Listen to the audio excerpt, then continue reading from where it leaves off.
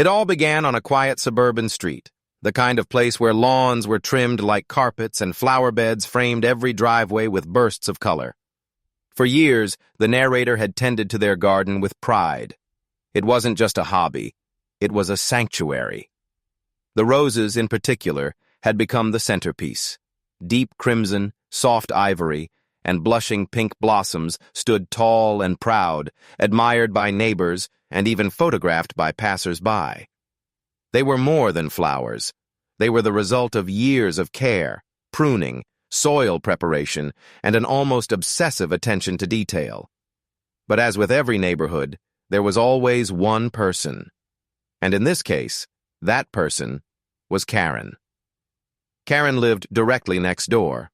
Her house was always spotless on the outside, painted a shade too bright for the neighborhood's taste, and her lawn was trimmed to the millimeter. She had a way of treating the entire street like her personal kingdom, constantly reminding everyone of HOA rules, sending emails about garbage cans being left out too long, and glaring through her blinds if a car was parked too close to her driveway. For a long time, the narrator had tolerated it.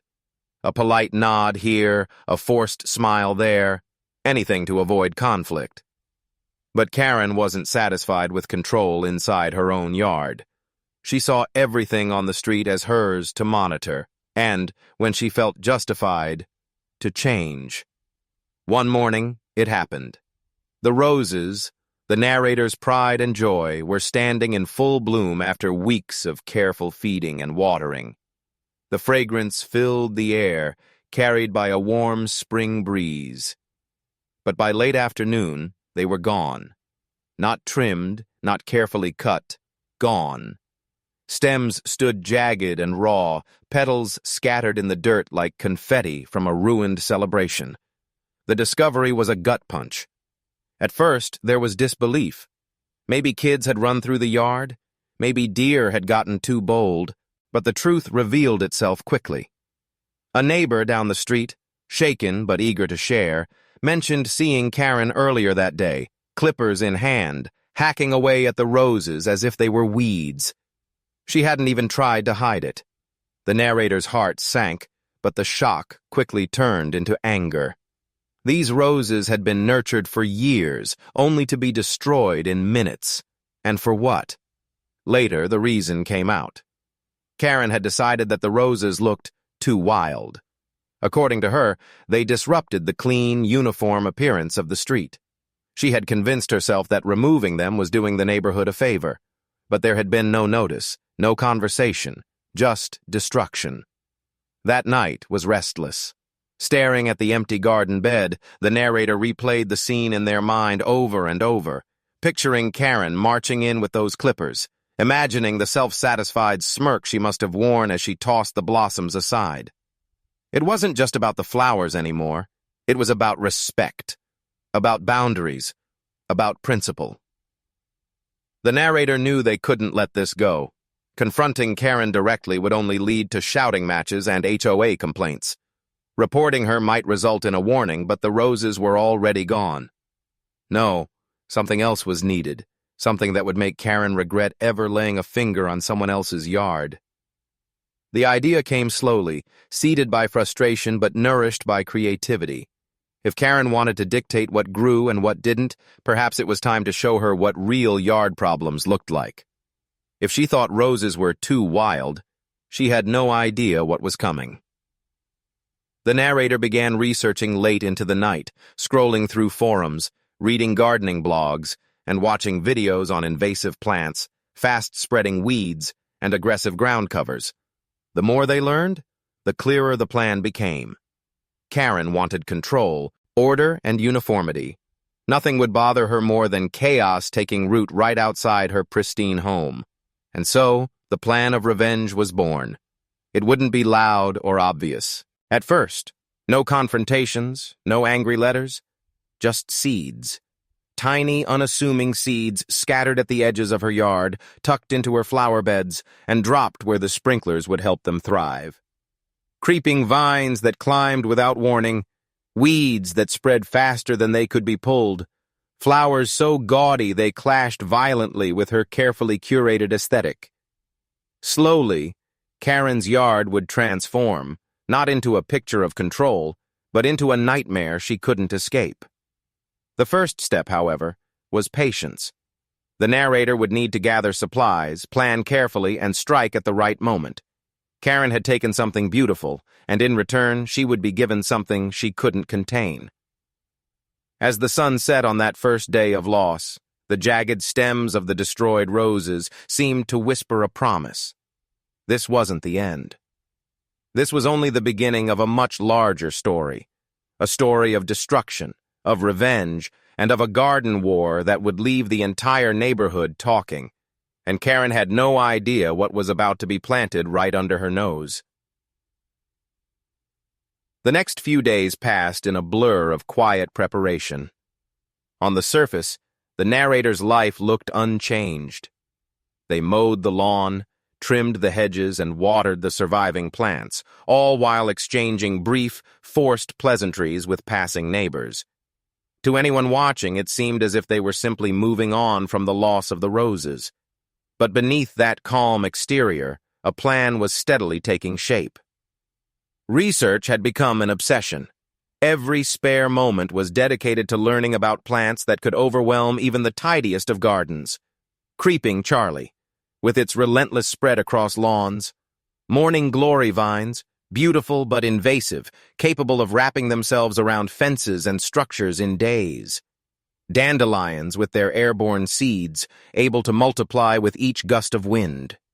Kudzu was too extreme, perhaps too noticeable, but there were dozens of other options, plants that thrived in the shadows, disguised as ordinary weeds until it was too late.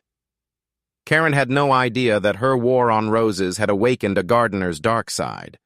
Trips to the local gardening center became a regular occurrence.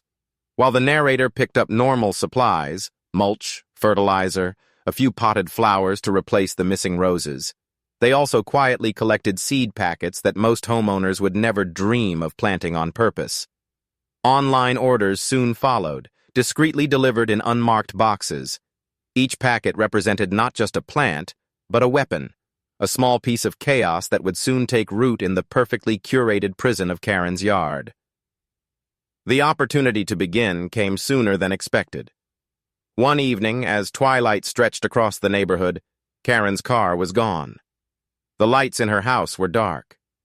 She must have been out running errands, or perhaps attending one of her regular HOA meetings. Either way, the coast was clear. The narrator slipped outside with a small pouch of seeds, their heart pounding with equal parts excitement and nerves. The plan wasn't to dump everything all at once. That would be too obvious. Instead, it would start slowly, subtly, almost invisibly. A handful of seeds tucked into the soil beneath Karen's manicured shrubs. Another sprinkling along the base of her mailbox post. A few more scattered into the cracks of her sidewalk, where they would sprout defiantly against her obsession with order. The act itself felt strangely liberating. Each seed pressed into the earth was a promise of revenge, a silent rebellion against the tyranny of control that Karen had imposed on the neighborhood. And best of all, there would be no way for her to trace it back. Plants grew where they pleased, carried by birds, wind, or chance. Who could possibly suspect that her neighbor, the very person she had wronged, was behind it all? Over the next week, the narrator continued the quiet campaign, a little here, a little there, enough to ensure that when the sprouts finally appeared, they would seem to erupt everywhere at once. Meanwhile, Karen remained blissfully unaware, strutting through her yard with her usual air of superiority, clipping her hedges into perfect shapes and spraying down her driveway to rid it of imaginary dust. She was so focused on maintaining perfection that she didn't notice the tiny green intruders just beginning to push through her soil. The first signs appeared after a rainstorm. Tender shoots, unremarkable to most eyes, began to unfurl in small patches around Karen's property. At first, they blended in with her carefully chosen flowers and shrubs. But as the days passed, they grew bolder. Vines began curling up her fence posts, while broad-leafed weeds stretched greedily across her lawn. Karen noticed eventually.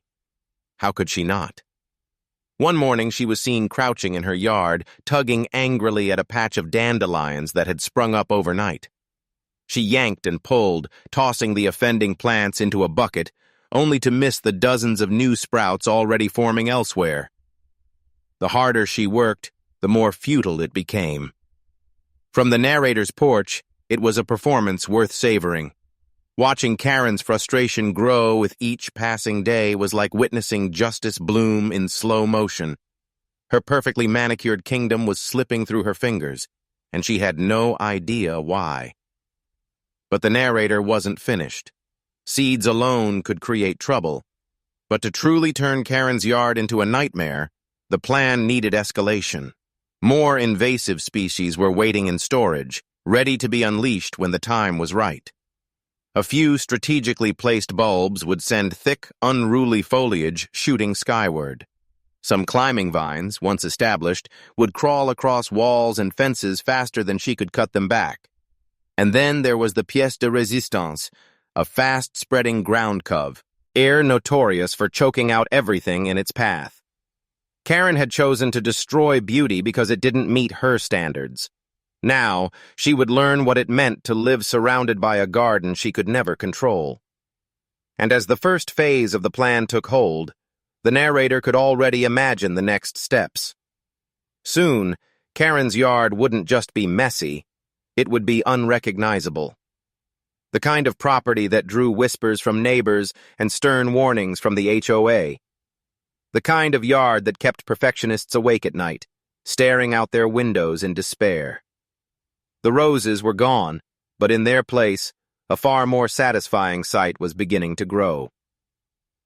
The first wave of weeds had been just the beginning, a test run to see how quickly Karen would notice and how aggressively she would react. The answer had been predictable, with absolute fury.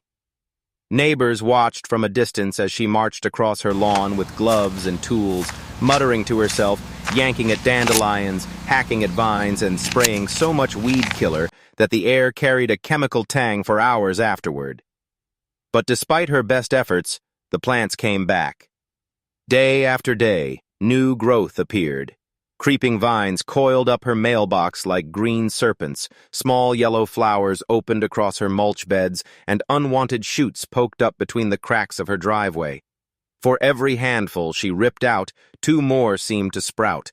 It was a slow unraveling of control, and the narrator relished every second. The second phase of the plan began quietly. Late at night, under the cover of darkness, more seeds were scattered in carefully chosen spots. Along Karen's fence line, where her hedge clippers couldn't easily reach, beneath the edges of her decorative stones, where roots would tangle unseen until it was too late. Even in the soil of her potted plants, which she proudly displayed on her front porch. Weeks passed, and Karen's frustration grew. She had always taken pride in being the one house on the block that looked like a magazine cover. Now, her once pristine yard was becoming the talk of the neighborhood for all the wrong reasons. Whispers spread at block parties and during casual strolls. People chuckled quietly as they walked by, shaking their heads at the sight of Karen crawling on her hands and knees, furiously pulling weeds that seemed to mock her efforts. Still, the narrator wasn't satisfied.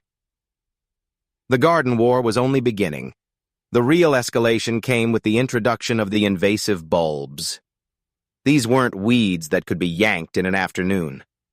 Once planted, they would return season after season, multiplying underground, impossible to completely eradicate.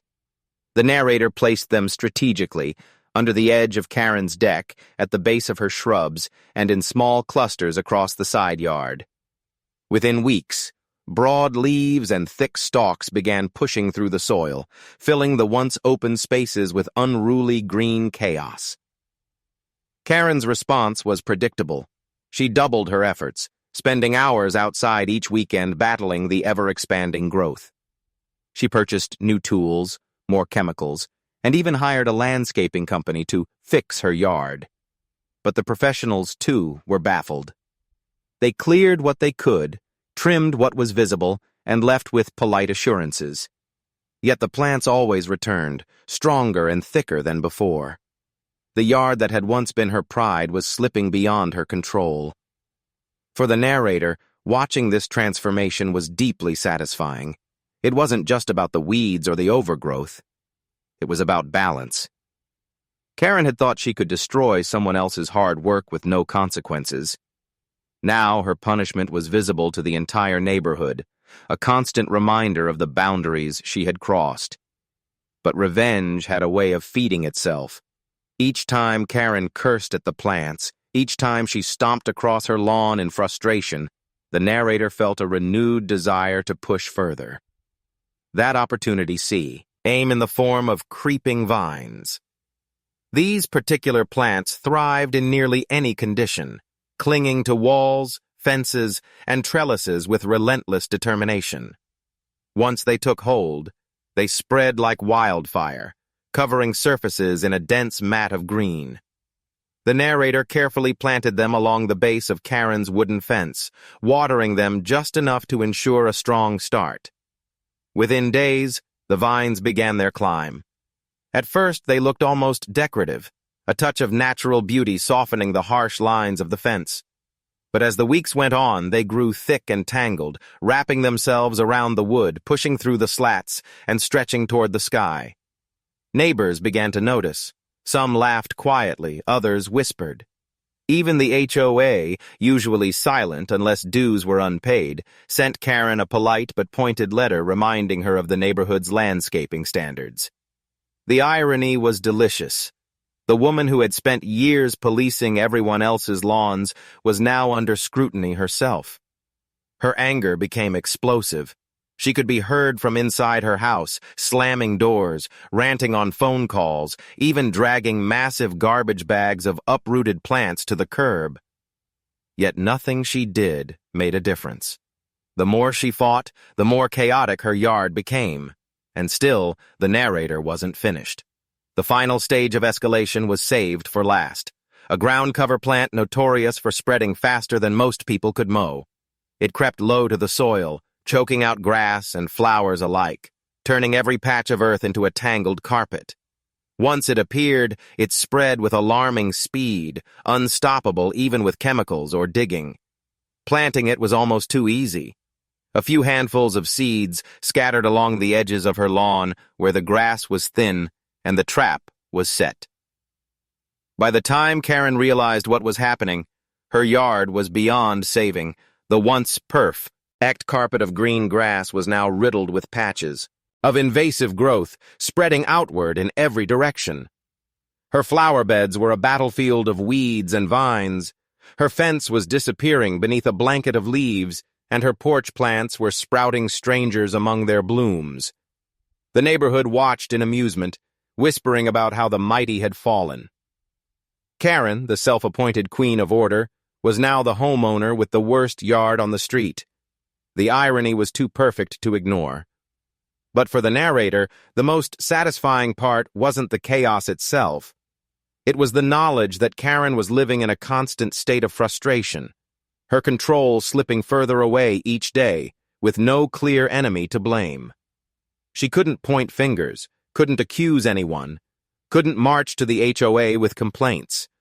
All she had was the creeping realization that her yard had become a nightmare, and she was powerless to stop it. And this was only the beginning of her downfall. By midsummer, Karen's once immaculate yard had transformed into a spectacle. What was once a postcard-perfect lawn had become a patchwork of wild growth. The creeping vines climbed higher with every passing week, smothering her fence and reaching greedily toward her porch railings. Thick-leaved plants sprouted through her mulch beds, spreading across the yard like an advancing army. Her lawn, once the envy of the street, was now a battlefield of tangled green chaos. Neighbors noticed. How could they not? Every stroll down the block offered them a glimpse into Karen's unraveling war with nature. Some smirked behind their hands as they passed by. Others lingered just a little longer, watching her on her knees, tugging at roots with visible desperation. Whispers spread like wildfire. The same woman who had once written notes about trash cans left out overnight or lectured children about riding bikes too close to her driveway was now the center of gossip, or all the wrong reasons. At first, the neighborhood treated it as entertainment.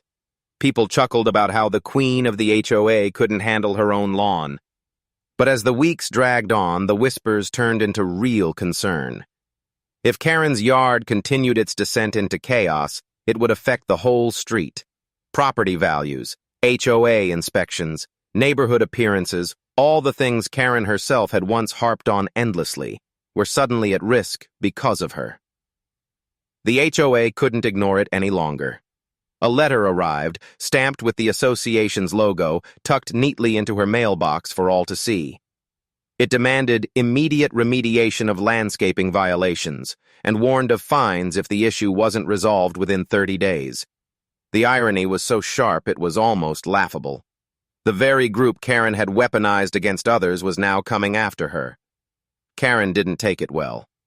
Neighbors reported hearing her shouting on the phone, likely arguing with HOA board members, insisting that she was the victim of some strange gardening curse. She tried to explain the rapid spread of weeds and invasive plants, but her claims only made her sound more desperate. After all, what HOA committee would believe that a yard could collapse so spectacularly in just a few months? Her attempts to fix it grew more frantic. She hired not one but 2 different landscaping companies, each of which spent hours digging, spraying, and hauling away garbage bags full of plant debris. But within a week, the weeds returned, stronger than before. It was as if the soil itself had turned against her. The narrator, watching from the safety of their porch, took careful note of her spiraling frustration. Every failure, every angry phone call, every fruitless weekend spent battling the greenery felt like justice in its purest form. Yet the satisfaction wasn't only in Karen's suffering. It was in the silence. The fact that she had no one to blame. The plants had become her invisible enemy, sprouting from the ground without a trace of who had put them there. Her misery became a performance the entire neighborhood couldn't look away from. One evening, during a block-wide barbecue, the conversation turned inevitably toward her yard. Neighbors shook their heads, some with sympathy, most with amusement. A few even joked that it was karma for the way she had treated others over the years. Karen, once feared and respected, was now ridiculed behind her back. But the chaos was about to spread further than anyone expected. As the invasive ground cover thickened across her lawn, it began to push beyond her property line. Runners crept under the fence, sprouting in the cracks of the sidewalk, even reaching toward the narrator's own yard. Left unchecked, it threatened to spill across the neighborhood, a problem much larger than one woman's pride. And that was when things took a more dangerous turn. The HOA board called a special meeting, summoning Karen to explain herself. Neighbors packed into the community center, eager to hear what excuses she might offer. The narrator sat quietly in the back, observing. Karen arrived looking worn, her once pristine appearance replaced with visible exhaustion. Dark circles under her eyes, dirt still under her fingernails, and a scowl that betrayed weeks of frustration. She launched into a tirade almost immediately, waving her arms, insisting she was under attack by unnatural plant growth. Her accusations sounded bizarre, paranoid even. Some board members exchanged skeptical glances, while others struggled to suppress laughter. Karen, who had once spoken with authority about every rule and regulation, now sounded like a conspiracy theorist ranting about mutant weeds. The board was unmoved. They issued her a strict deadline: either bring her yard into compliance within 2 weeks, or face escalating fines and potential legal action. The verdict was devastating. Karen stormed out of the meeting, red-faced and muttering angrily to herself. For the first time, she seemed truly defeated, cornered by forces she couldn't control. Back at home, she launched an all-out assault on the plants. Heavy-duty sprays, plastic tarps to smother growth, even ripping up sections of her lawn entirely. But no matter what she did, the invasive species kept returning. Her yard became a patchwork of dead grass, scorched soil, and stubborn greenery pushing through the cracks. The neighborhood watched in disbelief. This wasn't just neglect, it was collapse. And yet, the narrator wasn't entirely satisfied. Karen had been humiliated, yes. Her reputation was in tatters, her yard destroyed, her authority shattered. But there was still one step left. One final move that would ensure she never again thought of meddling in someone else's garden. The next phase wouldn't just target her yard. It would target her pride, her reputation, and her identity as the neighborhood's self-proclaimed enforcer. Karen had cut down roses because she believed they didn't belong. Now she would be left with something far worse, a legacy of chaos that everyone would remember. The garden war wasn't over. It was about to reach its peak. Karen's yard was no longer just an inconvenience or an eyesore. It had become a cautionary tale. By late summer, the creeping ground cover had overtaken her grass entirely, transforming what was once a lush green lawn into a mottled, tangled carpet of weeds. The invasive bulbs had multiplied beyond control, shooting up thick stalks that towered above her flowers and cast shadows over her porch. And the vines, oh, the vines, had wrapped themselves so tightly around her wooden fence that the boards groaned under their weight, nearly disappearing beneath the dense green curtain. Every effort Karen made to fight back only seemed to feed the problem. When she sprayed, the plants yellowed but didn't die. When she pulled them, roots broke and spread further underground. When she covered, patches with plastic sheeting, the weeds simply slipped out from the edges, determined to claim new ground. Her once orderly garden was now a jungle, and she was losing the battle day by day. The neighborhood, once amused, now shook their heads in disbelief. Parents warned their children not to step into her yard for fear of catching whatever was growing there. Dog walkers crossed the street. Cars slowed as they passed, drivers gawking at the shocking transformation. For someone who had built her identity on controlling appearances, the humiliation was unbearable. The HOA fines began rolling in, small at first but escalating quickly. Karen was now hundreds of dollars in debt to the same association she had once practically ruled. Board members, fed up with her excuses, had stopped listening to her frantic explanations about unnatural plant infestations.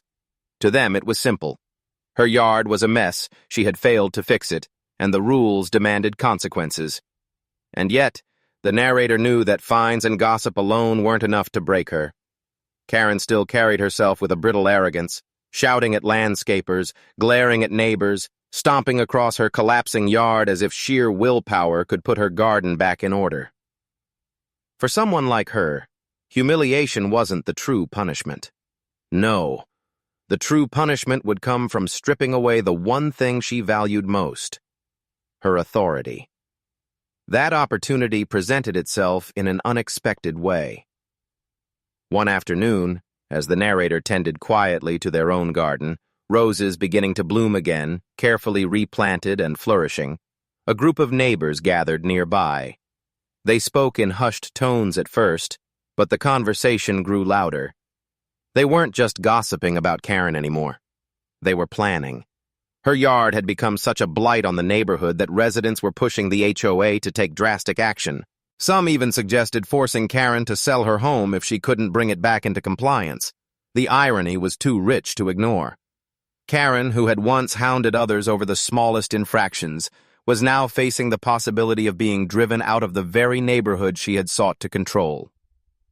The narrator decided it was time for one final push.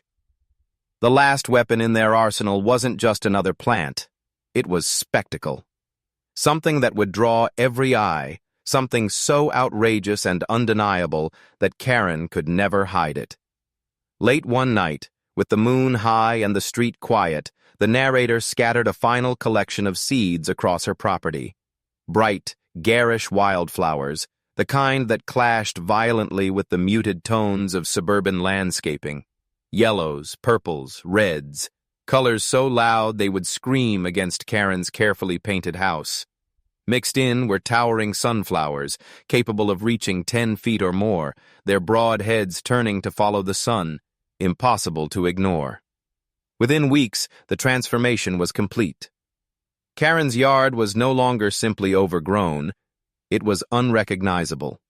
The vines strangled her fence, the ground cover suffocated her lawn, and now bursts of mismatched color exploded across every corner.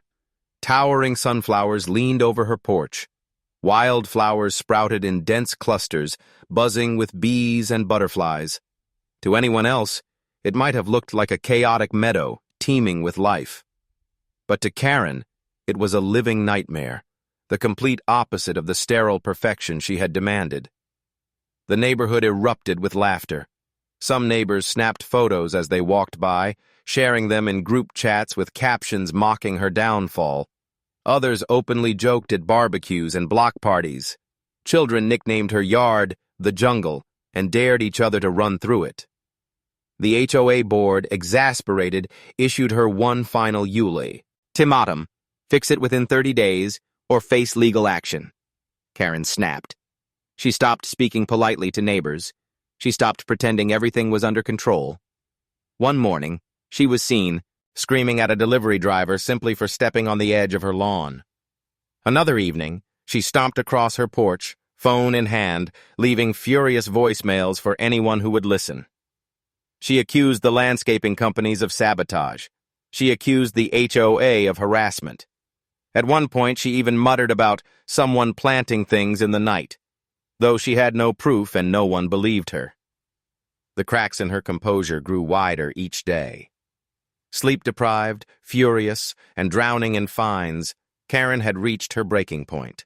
And still, her yard grew wilder, a living reminder of the one mistake that had started it all: cutting down roses that were never hers to touch.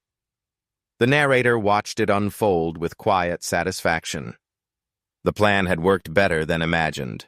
Karen wasn't just embarrassed, she was undone. Her reputation destroyed, her home devalued, her pride shattered. The woman who had once dictated the rules of the neighborhood could no longer control even a single square foot of her own property. And yet, there was one last act left to play. Because as much as the chaos had ruined Karen's yard, the narrator knew the final blow wouldn't come from plants or fines. It would come from Karen herself, as she spiraled deeper into frustration and paranoia until she did something so drastic that the entire neighborhood would never forget it. The garden war was about to reach its dramatic conclusion. The neighborhood had never seen anything like it. Karen's once pristine property had become the spectacle of the block, a twisted fusion of jungle and meadow. Her fence disappeared behind a wall of vines. Her lawn was smothered in an unruly carpet of ground cover. And now, bursts of garish color exploded from every corner as wildflowers and towering sunflowers claimed her porch, her sidewalk, even the edges of her driveway. For anyone else, the sight might have carried a strange beauty, like something out of a fairy tale. But for Karen, it was humiliation incarnate. It wasn't just that her control had been stolen, it was that her failure was visible to every single neighbor, every single day.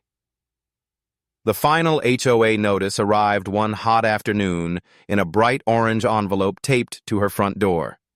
Its message was blunt. She had 30 days to bring her property into compliance, or the association would pursue legal action that could result in liens, forced remediation, or even the sale of her home. That was the breaking point. Karen's descent into obsession happened quickly. She spent entire days outside under the blistering sun, hacking at vines with garden shears, hauling garbage bags of weeds to the curb, her clothes streaked with dirt and sweat. At night, porch lights burned as she worked long past midnight, muttering to herself, hands blistered from pulling at roots that always seemed to grow back stronger. Neighbors watched from behind curtains, some pitying her, others amused. But everyone could see the unraveling. The woman who had once been the face of order and authority was now a figure of chaos, her war against nature spiraling out of control. The narrator from their porch, observed quietly. The revenge had already gone further than expected. Karen wasn't simply frustrated anymore. She was consumed. And yet, the narrator felt no guilt. Karen had brought this on herself when she cut down the roses. All of this chaos, all of this misery, was the bloom of a single act of arrogance. As the days ticked down on the HOA deadline, Karen grew desperate. She stopped working alone and began calling in favors. Contractors, landscapers, even tree removal services arrived at her property, spending hours tearing at the overgrowth. But nothing worked. Within days of each cleanup, green shoots would reemerge, reclaiming the soil like an toppable tide. It wasn't long before Karen turned on the very neighbors she once lorded over. She accused them of neglecting their own properties and spreading weeds into her yard. She filed complaints with the HOA about imaginary violations, desperate to redirect attention away from her own disaster. But the board, tired of her antics, ignored her pleas. The queen of the neighborhood had become the nuisance. The collapse came suddenly. One evening, after yet another long day of futile work, Karen snapped. She dragged heavy black garbage bags across her lawn, filling them with clumps of dirt, hacked roots, and flowers yanked violently from the soil. Neighbors reported hearing her shouting, her voice cracking as she cursed at the plants, at the HOA, at the entire neighborhood. She tossed the bags into the street, scattering dirt across the pavement, and stormed back inside. That was the last time most people saw her in her yard. Days later, a for sale sign appeared on her lawn, staked defiantly into the wild chaos. The house that had once been her castle, her symbol of control, was being abandoned. She had lost the war. The HOA had broken her, the neighbors had mocked her, and her own obsession had consumed her until she could no longer fight. The irony was almost poetic. Karen had cut down roses because she couldn't tolerate beauty that didn't conform to her vision of order. In return, her own yard had been transformed into something she could never control, a living, breathing rebellion of plants, weeds, and wildflowers. As the weeks passed, the chaos only grew. Prospective buyers came and went, many laughing openly at the state of the property before driving away. The house lingered on the market, unsellable until the HOA finally stepped in, hiring crews to raise the overgrowth and restore some semblance of order. But by then, Karen was gone, vanished from the neighborhood she had once ruled. And the roses, they bloom it again. The narrator had replanted them carefully, nurturing them back to life in the same spot where they had once stood proud. This time, they seemed to glow brighter, as if fueled by the justice that had unfolded. Passers-by stopped to admire them once more, unaware of the war that had been waged over their existence. The neighborhood moved on, but it never forgot. Karen's name became a cautionary tale, whispered at barbecues and HOA meetings, a reminder of what happened when arrogance crossed the line into destruction. Her downfall was etched into the memory of the street, as permanent as the roots of the roses that had survived her spite. For the narrator, there was no gloating, no loud celebration, just a quiet satisfaction each morning, sipping coffee on the porch, watching the sun rise over a garden that had endured. The war was over. The queen had fallen, and all it had taken to topple her throne was a handful of seeds.